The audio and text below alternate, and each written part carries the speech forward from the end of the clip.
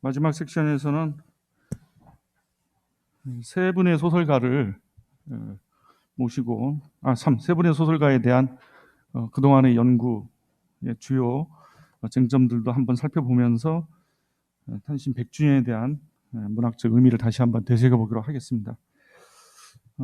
류지현, 이병주, 김광식 총 이제 세 분인데요. 처음 발표는 류지현 작가에 대해서 카톨릭대에 있는 홍기돈 선생님이 발표를 해주시겠습니다.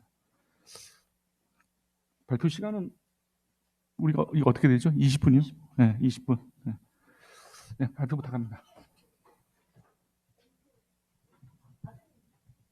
그래요? 예. 류지현 선생님의 그 아드님이요. 예, 플로어에 와 계십니다. 그럼 한번 좀 카메라를 비추 드리는가요? 그래요? 네. 선생님 좀 앞으로 나오셔가지고 간단한 인사 말씀 듣겠습니다.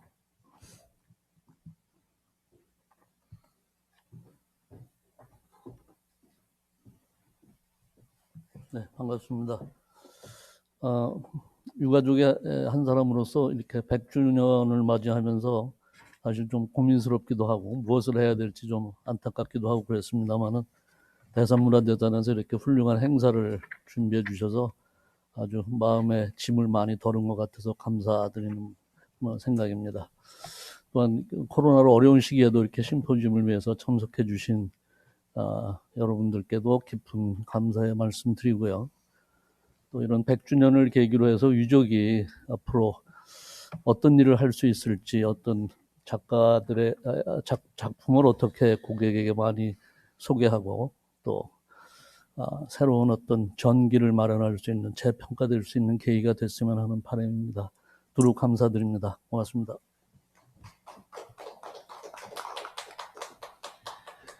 예, 그 안내 멘트를 좀 드릴게요. 마지막 섹션이기 때문에요. 청중분들께서 행사 중에 좀 답답하시더라도 마스크 착용을 꼭 지켜주시기 바랍니다. 그리고 지금 이 심포지움은 유튜브로 현재 생중계되고 있습니다.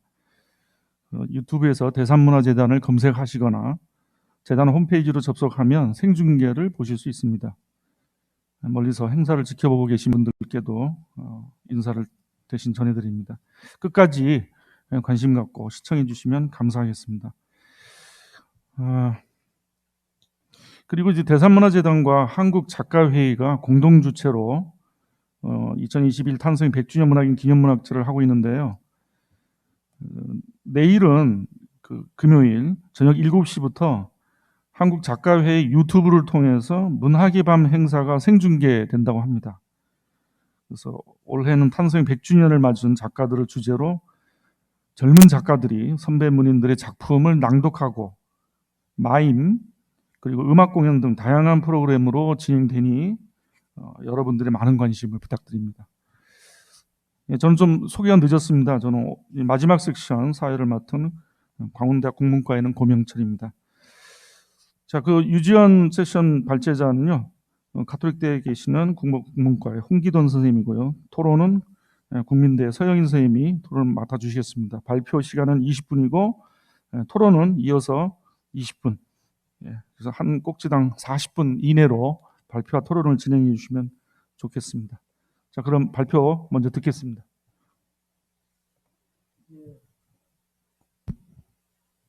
유지현 발표를 맡은 가톨릭대학교 홍기돈입니다.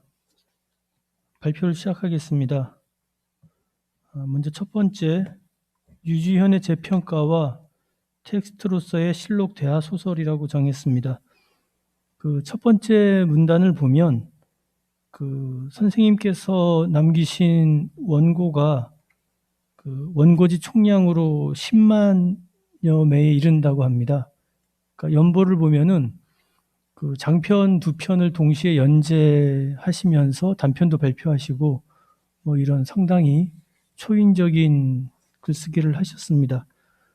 그런데 좀 의아스러운 건 뭐냐면 선생님께서 활동하실 때 비평은 활발히 나온 편인데 정작 그 논문은 찾아보기가 힘듭니다. 그러니까 단독으로 유지현 연구로 나온 게 없고요. 여기 이제 각주 2번에 나온 이 정도가 이제 연구되는 정도입니다. 그래서 이제 두 번째 문단에서 제가 얘기하는 게 어째서 그럼 이렇게 평가를 잘 받지 못할까? 여기에 대해서 썼습니다. 두 번째 줄 보면 그 초기에는 그 사회적인 관심보다 예술성과 형상화에 관심을 가졌습니다.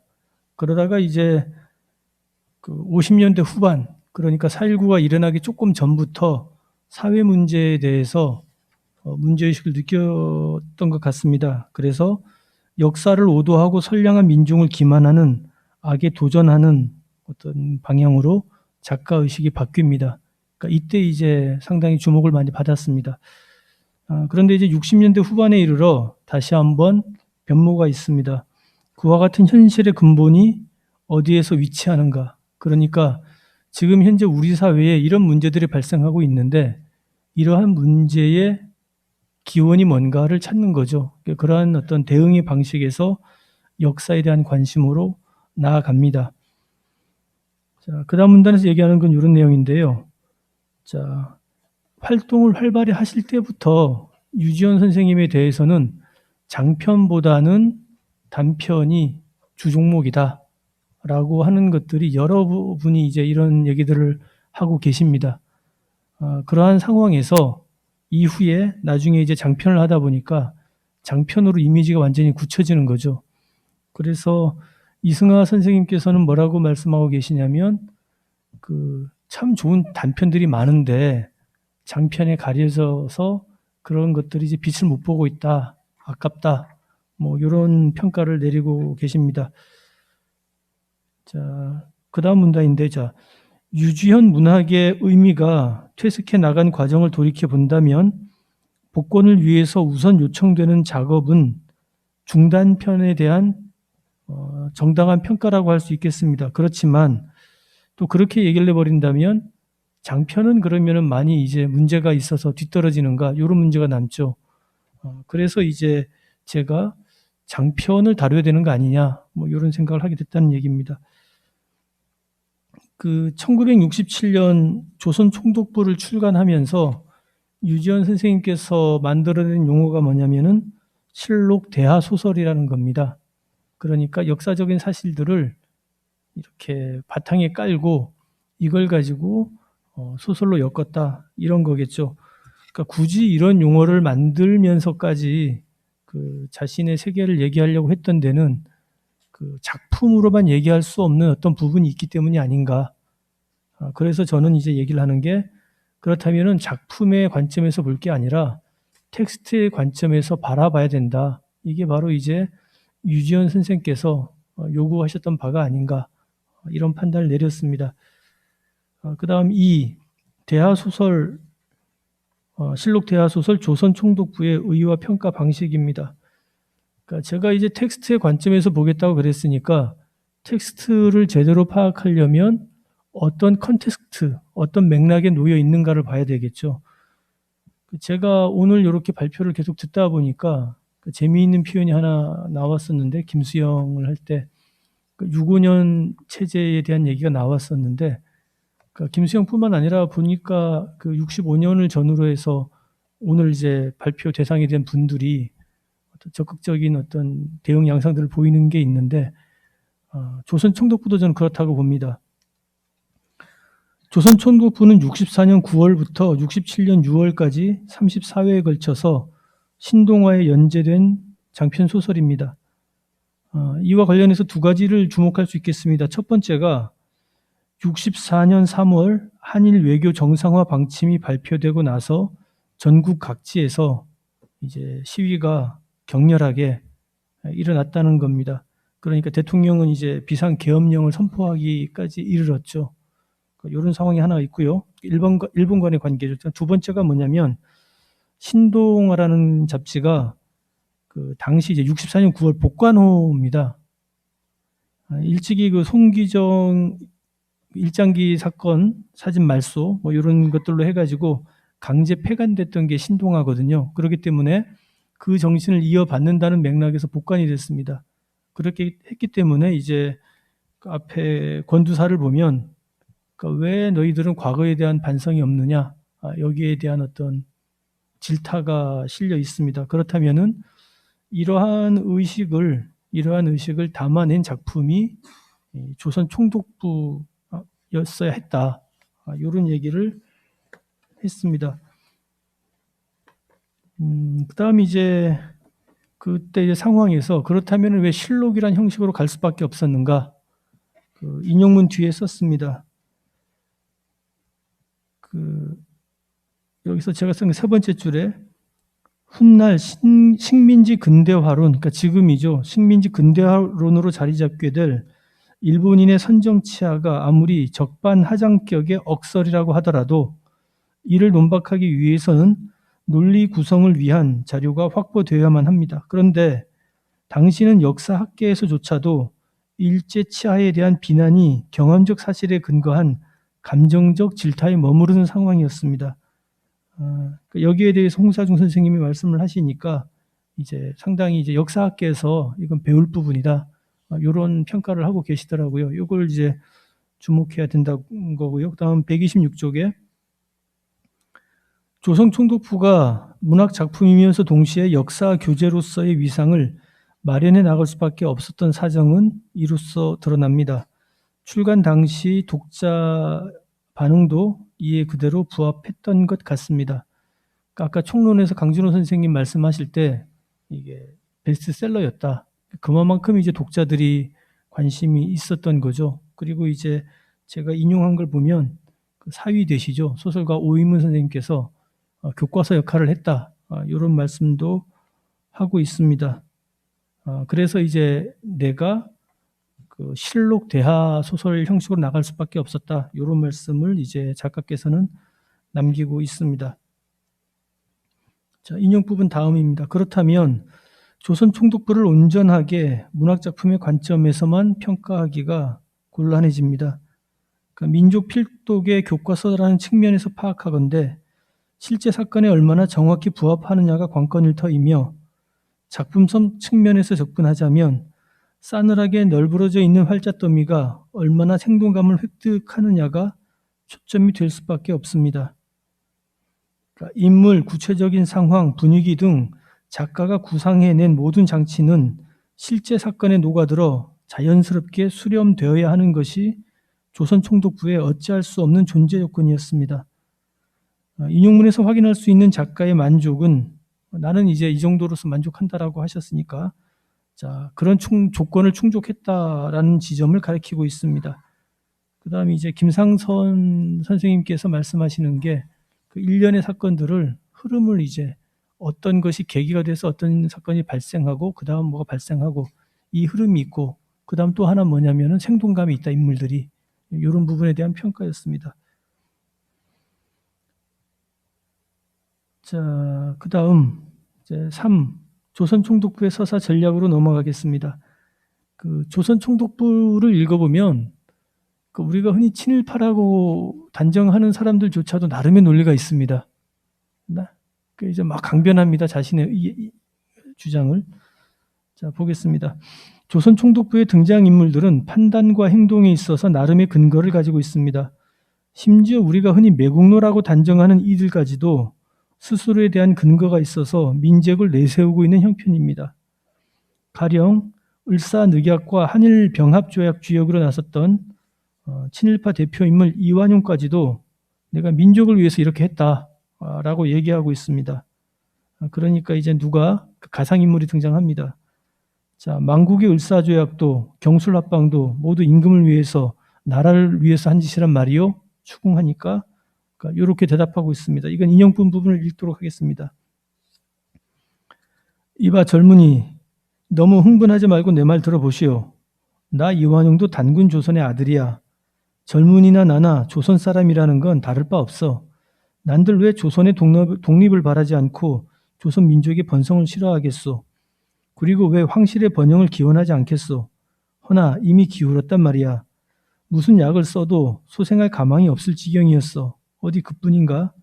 밖에서는 이 땅덩어리를 제각기 집어삼키려고 이리떼들이 으르렁댔지. 이봐요 젊은이. 제 힘으로 걸을 수 없는 어린이는 어느 믿음직한 보호자에게 손목을 맡겨야 하는 법이야. 그러기를 싫어하고도 싫어하고서 힘도 지각도 없는 어린애를 짐승들이 들끓는 산골짜기에 내버려 둔다고 가정해봐. 팔은 범이 물어가고 머리는 산돼지가 떼어가고 발은 승냥이가 잘라먹고 심장은 까마귀가 쪼아먹을 거 아닌가? 우리 조선의 형세는 그런 어린애와 같았단 말이야. 병든 어린애와 같았지. 제 힘으로 못 자랄 어린애는 부모에게 맡기는 것이 그 어린애를 살리는 하나의 방도가 아닐까? 일본은 우리 부모나 다름없는 걸세. 나 이완용을 나라 팔아먹은 역적이라고 모두들 욕하는 걸 잘 알고 있었만 나는 나대로 생각이 있었어. 이런 식의 입장을 합니다. 이완용의 강변을 뒤이어 박충군의 논리적인 반박이 뒤따르고 거기에 대해서 이제 방관자의 명분론에 지나지 않는다는 이완용의 재반박이 있고 그다음 명분 없는 정치는 가치가 없다라는 박충군의 재반박이 이어지는 식으로 두 사람의 입장은 평행을 달립니다. 민족이 나아갈 향방을 둘러싸고 두 개의 관점이 정면에서 맞서고 있는 형국입니다. 실록 대하소설이 장편 소설의 하위 범주에 해당하는 만큼 유지연으로서는 친일파 이완용을 이와 같은 방식으로 살려낼 수밖에 없었을 겁니다. 그러니까 조금 첨언하자면 그 장편이라고 하면은 분량이 두툼하단 말이죠. 단편은 짧고, 그러니까 단편은 이제 하나의 목소리만 가지고 처음부터 끝까지 일관된 분위기를 만들어낼 수 있지만 장편을 끌어가려면 몇 개의 세계가 있어가지고 충돌을 해야 됩니다. 그래야 그 분량을 감당할 수 있죠. 그러기 위해서는 이완용에게 이러한 논리를 부여하는 것이 하나의 작법으로 고려됐을 만하다라는 게 제 입장입니다.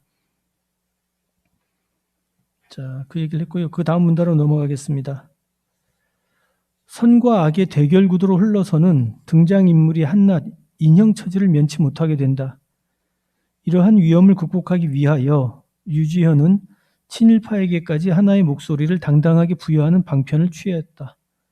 이는 적대국인 일본 제국의 정치인을 형상할 때도 적용되었다. 작가는 이를 다음과 같이 밝히고 있다. 일본 사람을 다루되 외놈이니 그 자식들이니 하는 소리를 피하고 잔인하고 교활한 사람은 그대로 그린 반면 잘나고 관대한 사람 또한 그대로 그려주는 작가와 작품의 객관성에 처음부터 많은 노력을 기울인 셈입니다. 가령 이토 히로부미만 하더라도 그가 우리에게 잊을 수 없는 원수지만 일본에서는 굉장히 잘난 인물이거든요. 이런 얘기를 하고 있습니다. 그러니까 이제 이완용 이토 히로부미 같은 경우에도 일본인으로서 자기 나라를 위해서 나름의 논리를 가지고 하지 않았겠느냐 이런 거죠. 유지현은 같은 친일파라 하더라도 각각의 성향과 입장을 배분하여 내부의 경쟁, 예컨대 송병준과 이완용의 반목을 그려내는 데까지 나아갔습니다. 그러니까 생동감을 확보했다는 조선 총독부에 대한 평가는 이로 인해서 가능해졌습니다. 그렇지만 유지현은 이러한 성취보다는 보다 넓은 틀에서 한계를 예비하고 있습니다. 왜 그러냐면 아까 말씀드린 것처럼 실록 역사소설이기 때문에 그 실록의 틀을 넘어설 수가 없습니다. 그러니까 가령 이완용과 박충군의 불꽃 튀는 논리 대결은 자체 동력을 획득하여 굵직한 사건의 전개로 이어지지 못하고 있는 바 이는 실제 사건의 방향 내에 가두어야만 하는 실록 대하소설의 조건에서 말미암습니다. 그러한 까닭의 문학적 측면에서의 성취가 다소 제한되었다고는 하겠으나 역사학과 문학 연구의 관점에서 말하자면 조선 총독부의 이러한 면모가 폄하될 이유는 조금도 없어 보입니다. 그러니까 좀 첨언하자면 원래 소설의 흐름이라는 것은 이런 갈등이 있다면은 그 갈등이 전면에서 쭉 사건으로 흘러가야 되거든요. 근데 이제 여기서는 이제 작품이 작품으로 쭉 사건이 흘러가지 못하게 만드는 역사적인 틀이 있었기 때문에 그걸 못 넘어섰다는 겁니다. 이거는 뭐 작가도 본인도 먼저 알고 있었던 것이죠. 그 틀 내에서 쓰겠다라고 했으니까. 근데 이제 저는 이제 보통 작품을 볼 때 이 작가가 대상으로 삼은 사건이 있으면 그걸 다 이제 뒤집어서 찾아보는 편입니다. 그런데 이제 감히 이제 엄두도 못 낸 경우를 지금 만난 건데 사실은 연구자 입장에서 이런 자료를 어떻게 다 취합하셨는지 거기에 생명을 불러일으킨 건 뒷얘기고 그것만 하더라도 그러니까 일제 시대 때 다른 작가들이 왜 이런 선택을 했고 그 관련해서 이해하는 그러니까 기본 토대로서 상당히 도움을 많이 받았습니다. 그런 면에서 이래서 교과서라고 했구나. 뭐 그런 부분들 마땅히 저는 고평해야 된다고 생각을 합니다. 자, 오른쪽으로 넘어가서요. 자, 지금 이러한 어떤 작법의 의미에 대해서 제가 부여한 게 이런 겁니다. 1990년대까지 한국 사회에서는 암흑기라는 용어가 통용되는 실정이었습니다. 그 암흑기라는 것은 중일 전쟁 이후 일제 강점기를 가리킵니다.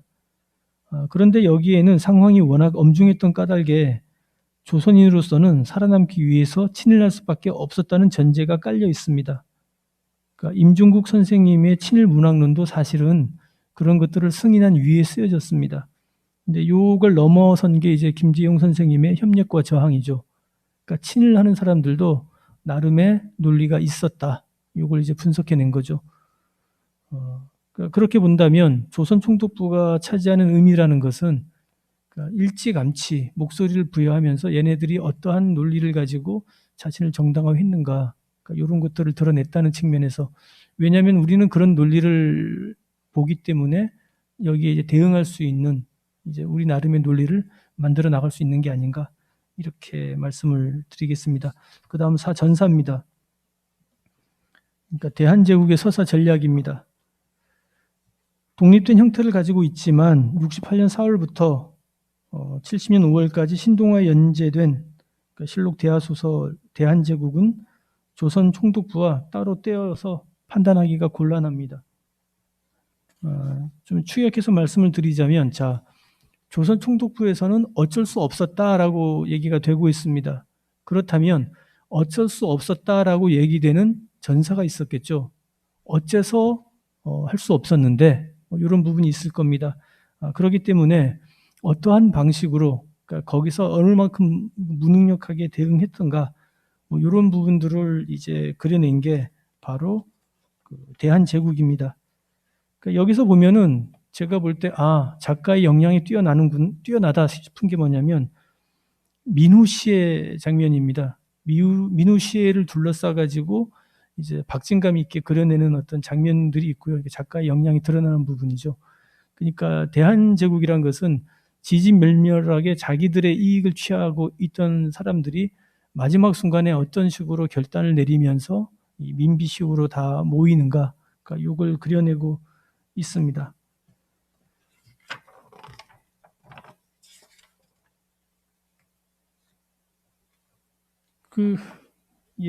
131쪽 마지막 문단만 읽고 맨 마지막 줄.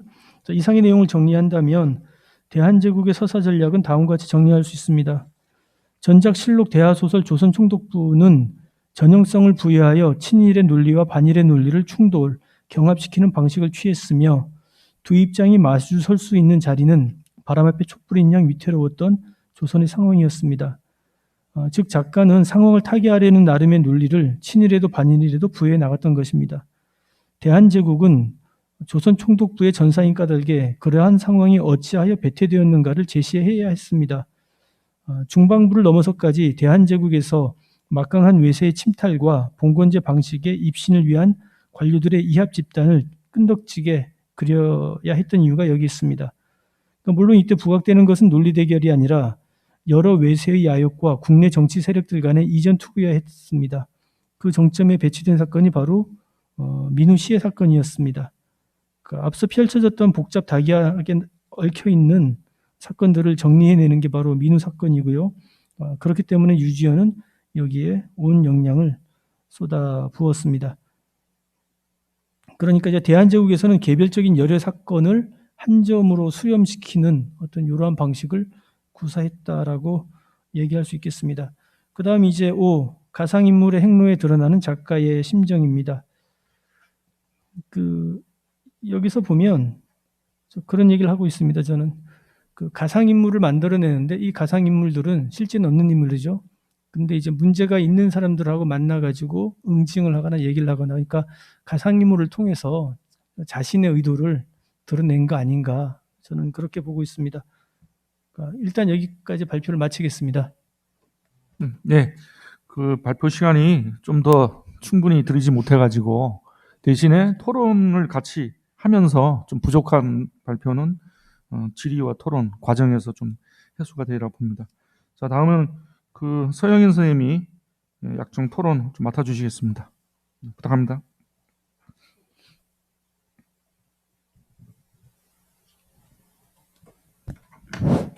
네, 토론을 맡게 된 서영인입니다. 그 류주현 작가에 대해서는 저도 그 홍기동 선생님께서 발표작에서 서두에 요약하신 대로 엄청난 다작의 작가이고 또 이 50년대 전후의 단편으로 많이 알려진 작가라는 정도의 그 생각을 가지고 있었습니다. 그런데 오늘 실록 대하소설을 중심으로 이 논의를 해주셔가지고 이 탄생 100주년을 맞아서 유지연 작가의 그 작가론의 기반이 더 풍부하게 만들어진 것이 아닌가 하는 생각은 듭니다만 그 토론자의 입장에서는 또 그 텍스트를 이렇게 두루 살피기가 만만치 않아서 굉장히 또 이렇게 힘든 과제를 안게 된 상황이기도 합니다. 그래서 발표문을 중심으로 몇 가지 질문을 드리는 것으로 토론을 대신하고자 합니다.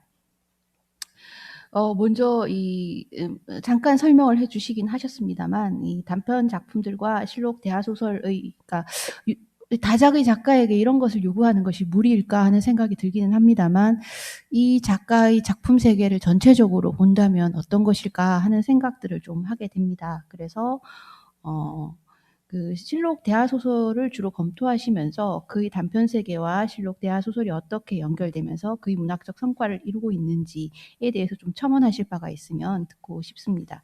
이 선행 연구에 대해서 거론하신 바와 같이 예술적인, 그러니까 어떤 가난이라든지 아니면 현실의 압도적인 상황에 대한 그 장면의 형상화에 굉장히 특장을 발휘하신 작가였고, 그리고 우리가 또 이렇게 많이 알려져 있는 장시 일가라든지 유전 24시 같은 작품은 이 당대 세태에 대한 비판적이고 풍자적인 의식을 담고 있습니다. 실록 대하소설의 지필이 그 한일 정상외교 반대 시위에 대응하는 역사의식의 발로라고 하셨는데 이것이 이전의 어떤 비판적이거나 풍자적인 작가의식, 작품 세계와 이어져 있다고 해석할 수 있는지 그 의견을 듣고 싶습니다. 두 번째는 이 조선 총독부의 서사 전략에 대해서 말씀하신 부분에 대한 질문입니다. 그 실록 대하소설이기 때문에 이것을 너무 문학적으로만 파악하는 것은 온당하지 않다라는 그 전제를 가지고 말씀을 하셨는데요. 저는 이것을 또 서사 전략이라고 얘기를 했을 때, 물론 서사라는 것은 문학에만 해당되는 얘기는 아니겠습니다만은 이것을 서사 전략의 관점에서 얘기한다면 또 그것은 문학적 완성도, 작품성의 부분과 좀 더 밀접하게 연결되어 있는 부분이 아닌가 하는 생각이 듭니다. 그래서 그것을 실록이라고 말했을 때라는 것은 뭐 역사적인 면, 문학적인 면 이렇게 보는 부분도 물론 필요하지만 그것이 충돌하거나 융합하면서 어떤 우리가 알고 있는 문학 개념과는 다른 문학이 만들어졌는가에 대한 고민도 같이 진행되어야 된다는 생각이 드는데요. 그런 부분들을 좀 서사 전략이라고 설명을 하시면 그 부분에 대한 좀 그 종합적인 결론이랄까 하는 부분들이 조금 더 설명이 됐으면 좋겠다 하는 생각이 들었습니다. 그리고 그 친일 논리에 대한 해명 자체를 생략했던 기존 연구를 비판하는 어떤 방향과 입장을 보여주고 있다라고 표현을 하셨는데요. 거론하셨던 협력과 저항 같은 연구서에서 이 협력의 논리는 일본 제국의 지배 이데올로기나 조선 지배 전략과 연결되어 있고 친일 협력론자들은 이러한 지배 전략에 한편으로 부응하고 한편으로 설득당하면서 지배 논리를 강화해 갔다고 할 수 있습니다. 그런데 제가 좀 잘 이해를 했는지는 모르겠습니다만 발표자의 해석에 따르면 조선 총독부에서 친일 논리와 반일 논리가 공존했던 까닭은 독자에게 어떤 서사적 실감과 생동감을 주기 위한 서술 전략이라고 저는 이해를 했습니다. 이완용과 박충근의 논쟁은 예컨대 쌍방의 주장이 충돌하면서 서사적 개연성을 확보해가는 과정이라고 이해할 수 있습니다. 이랬을 때 예컨대 이완용으로 대표되는 논리가 당시 그러니까 이 조선 총독부가 대상으로 삼고 있는 시기의 식민주의나 제국의 지배 전략이나 담론 방향과 어떻게 결합되는지에 대한 분석이 좀 더 필요한 것이 아닌가. 그렇게 되었을 때 이것이 그 식민지 시대에 대한 해석과 입장이라는 걸로 의미화하는데 좀 더 확실한 근거를 갖게 되는 것이 아닌가 하는 생각이 들어서 그에 대한 보충을 좀 듣고 싶습니다. 세 번째는 이 대한제국에 대한 설명인데요. 제가 이해하기에는 이렇게 편의적으로 설명을 하자면 조선 총독부의 주제가 먼저 정리되고 이를 잇게 한 원인 또는 전제로서의 대한제국의 시기가 정리되었다. 이렇게 좀 이해를 했습니다. 그래서 아마 발표자는 이를 전사라고 설명하신 것 같은데요. 조선 총독부의 친일 인사의 논리는 대한제국 시대의 외세 침탈과 거기에 제대로 대응하지 못하고 무너진 이전 투구에 대한 실망과 포기의 결과였다. 이렇게 이해가 됩니다. 예. 그리고 이것을 그 말미에 결말 부분에 말씀하신 바에 의하면 작가는 이를 인간의 의지로 제어할 수 없는 역사의 흐름으로 파악하고 있고 저는 이것이 일견 허무주의적으로 읽힐 수도 있다는 생각이 들었습니다. 그와 같은 흐름을 직시하되 그 흐름에 맞서서 스스로의 자리를 마련해야 한다는 전언은 이 허무주의에 대한 대답을 어떻게 준비하고 있는지가 좀 더 궁금해졌습니다. 이것이 뭐 이렇게 그 작가의 입장에서 뚜렷한 대안이나 전망을 제시해야 된다 이런 뜻은 아닙니다. 오히려 역사적 사료를 모으고 가상의 인물을 제시하면서 대화소설을 집필한 작가의 뜻과 그 작품을 통해 얻은 문학적 성과에 대해서 좀 더 적극적인 의미부여가 필요하지 않을까 하는 생각에서 질문을 드립니다. 실록 대화소설의 의의는 역사에 대한 사실적 재현과 직시에 있다고 보아야 할까요?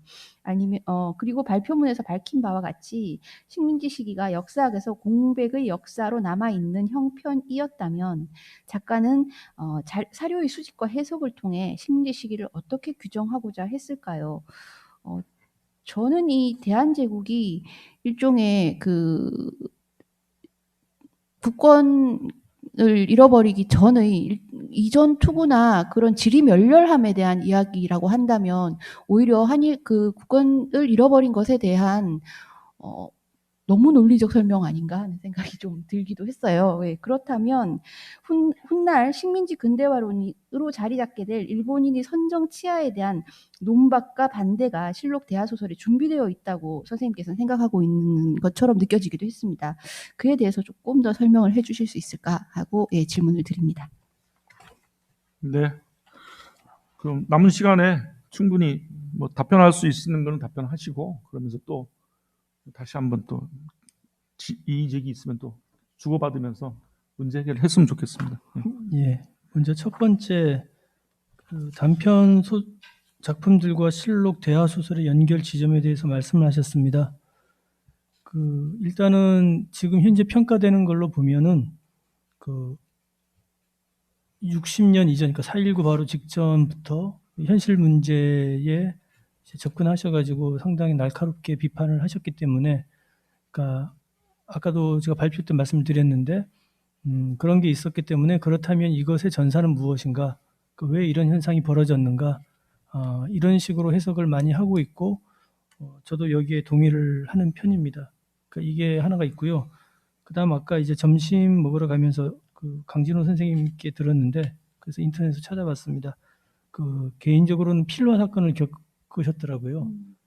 그러니까 62년 7월호 사상계에 그 임진강이라는 작품을 쓰셨는데 이것도 인터넷에서 찾아보니까 그 내용은 뭐냐면은 그 미군이 그 총을 잘못 쏘아가지고 우리나라 농부가 죽은 뭐 이런 겁니다. 이걸 쓰셨다가 정보부에 끌려가가지고 고생을 많이 하셨다고. 그렇게 본다면 아마도 역사 소설로 넘어가는 데는 기존에 가지고 있던 문제의식을 그대로 유지하는 한편, 그 다음 이제 직접적으로 내가 이제 위해를 당할 수 있는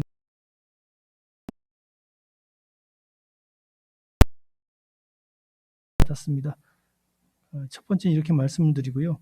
그다음 두 번째 조선 총독부의 서사 전략이라고 했는데 먼저 이제 제가 서사 전략이라고 서사라고 제가 쓴 건 뭐냐면 아무래도 그 문학과 역사학이 겹쳐 있기 때문에 어떤 문학적인 맥락이라기보다는 서사가 하나의 이야기라면 하나의 흐름이 있겠죠. 그러니까 처음부터 끝까지 그러니까 조선 총독부가 만들어지기 직전부터 해방될 때까지 쭉 하나의 흐름이 있는데 그런 것을 만들어내는 어떤 방식으로서의 서사를 나름의 염두에 두고 쓴 건데 이 글에서는 제대로 이제 표현이 안 된 듯합니다. 그리고 이제 이완용의 주장에 대해서 이렇게 했던 의미를 부여했다면 그 일제 후반기 그 협력과 저항을 보게 된다면은 자 그런 것들이 다시 일제의 정책하고 어떻게 같이 나가는가 여기까지 갔는데 그렇다면 여기서는 어떻게 그것을 읽어낼 수 있느냐 이런 질문으로 저는 이해를 했습니다. 그 대담에서 그 작가가 밝힌 걸 보면은 그 조선 총독부가 어느 정도의 그 자율성을 가지고 있더라고요. 그러니까 일본에서 넘어왔는데 그 70% 정도는 이제 총독부에서 결정해서 하는 것이었다라고 돼 있더라고요. 그러니까 이걸 또 비중으로 본다면 제가 보건대는 그 만주사변을 일으키고 나서 중일전쟁이 벌어지기 직전 그때부터 조금 더 이제 일본의 개입이 좀 더 많았겠죠.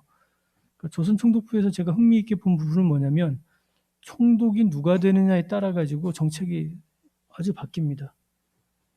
이게 있고 그 다음 이제 여기서 어느 세력이 또 여기에 선을 대서 성장하느냐 이런 부분이 있겠죠. 나름대로 이제 여기서 아까 읽진 않았습니다만 그 일본 총독의 눈에 들기 위해서 서로 경합하는 관계가 있고 그러한 방식으로 이제 내부에 그 친을 하더라도 내부의 어떤 그 변별성들을 보여주고 있거든요.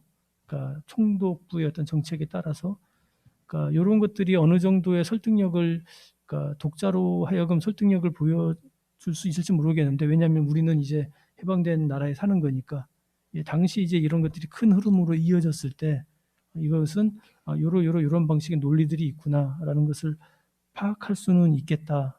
이 정도를 생각을 했습니다. 그리고 이제 그 대한제국과 총독부, 조선 총독부의 연결 지점에서 그 식민지시를 어떻게 규정하려고 했을까? 요렇게 질문을 하셨는데 일단은 그 대한제국을 보게 되면은 가상인물이 어느 지점에 설정되어 있냐면 그 김옥균이 일본으로 가서 저쪽 그 중국을 건너가서 죽지 않습니까? 요때 이제 보면은 김옥균의 제자라고 얘기되는 사람들이 조선에 와서 활동을 하거든요. 이런 것들 이분들의 활동이 또 중요한 순간에 계속 역할을 하는 게 있고 그러니까 이걸로 봤을 때는 김옥균이 어떤 그런 갑신정변에 대한 어떤 실패에 대한 아쉬움 같은 것들이 있었기 때문에 이 부분을 계속 얘기하는 게 아닌가. 그다음 또 한편에는 뭐냐면은 원래는 동학을 감시하러 가다가 동학군이 돼버리는 사람이 있거든요. 나중에 이 사람이 나중에 투쟁의 전선에 나서는데 독립운동하면서 그러니까 이것도 뭐냐면은 이제 동학에 대한 어떤 그 경사되는 작가의 의지를 보여준 것 같고 그러니까 제가 본다면은 이제 역사의 흐름이란 것은 그냥 가는 것 같습니다. 아까 그 쓴 것처럼. 그러니까 신의 눈초리란 단편을 인용하면서 제가 얘기를 한 건데 신의 눈초리란 단편 보면 그런 겁니다. 그 자기 아버지는 반신불수입니다. 그래서 살아보겠다고 이렇게 운동을 계속해요. 자식은 냉소하죠. 얼마나 더 쓸데고 저러냐. 그런데 부고를 받는데 정작 이제 나한테 들려온 부고는 아들이 먼저 죽었다는 겁니다. 그러니까 이제 어떤 해석을 하냐면 그 하늘에 떠가는 구름을 보면서 우리는 알지 못한다. 다만 이제 그 주어진 환경에서 열심히 이제 살아나가는 거죠. 제가 봤을 때 아까 이제 발표를 들었을 때 오늘 계속 반복되는 게 죽음에 대한 얘기들이 계속 나오던데 아마 그 세대가 경험한 거겠죠. 그 김수영도 그렇고 김중삼, 조병화, 장용화까지 다 죽음입니다. 그러니까 이분도 아마 이제 그런 것들을 한편에 짊어지고 있고 그러면 여기에 어떻게 대응을 해야 되는가?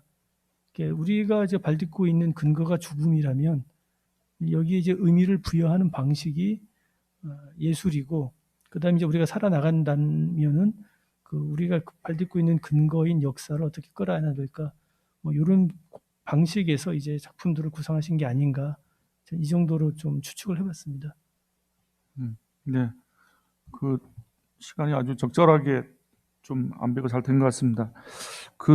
저도 잠깐 좀 이 발표를 들으면서 그 토론자의 문제 제기하고도 좀 겹치기도 하면서도 조금 저 방식으로 생각을 해본 지점들은요. 아까 65년 체제 얘기도 하셨는데 사실 우리 한국문학사에서 65년 체제라는 이 개념 규정 자체는 최근에 와서야 이 60년대 중반 이후에 이 베트남 전쟁과 연관이 되고 한일 협정과 연관이 되면서 이 한국 문학과 동아시아 그리고 더 넓게 번지면 세계 문학 이 연관 속에서 어떻게 이 한국 문학이 60년대 이 4.19 세대라고 이 협예화된, 물론 이 협예화된 이 문제 의식은 좀 더 다른 논쟁적인 지점도 있겠습니다만은 오늘 유지연 이 작가의 작품들도 사실 그 이제 식민의 어떤 그 이 경험이라는 것들을 어떻게 문학적으로 돌파해 볼까라는 이런 차원에서 궁리를 해본다면 저는 한국 문학이 새로운 어떤 그 쟁점적인 걸로 65년 체제라는 것들을 과감히 좀 연구자들이 아젠다를 설정해서 좀 봐볼 문제도 있겠다. 좀 그런 생각도 들고요. 그다음 실록 대하 역사 소설이라 그러니까 그 아마 발표 토론하신 분도 그런 부분을 제기하신 것 같은데요. 그러니까 실록과 대하 소설이라는 부분들이 이렇게 결합이 됐잖아요.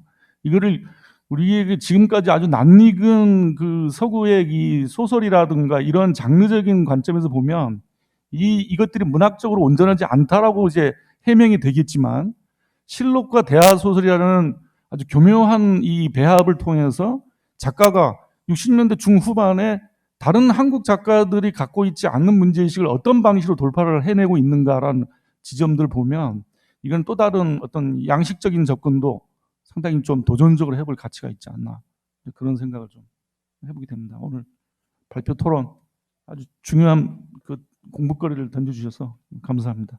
그러면 첫 번째 꼭지 발표는 이 정도로 마치겠습니다. 고맙습니다. 네. 마치겠습니다. 고맙습니다. 네.